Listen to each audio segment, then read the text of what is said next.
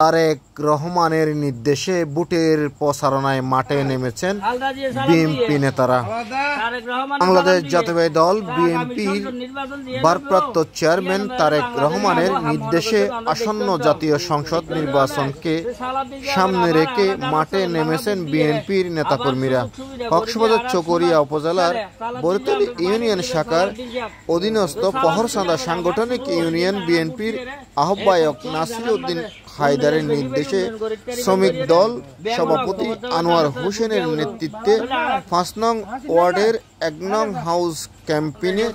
কার্যক্রম শুরু হয়েছে। বাংলাদেশের যত দলীয় ভোট দিয়া বলেন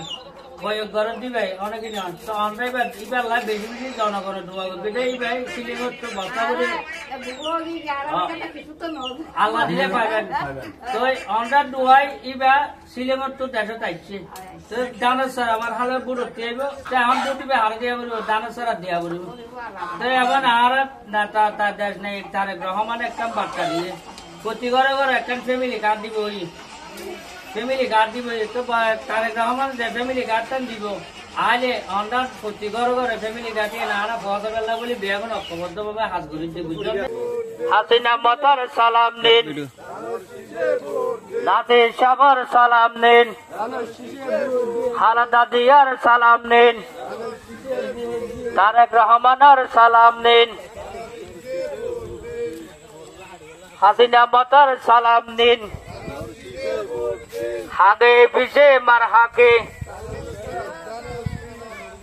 আগে পিছের মার হাকে, সালাদিন ভাইয়ের মার হাকে, হাসিনা মাতার মার হাকে,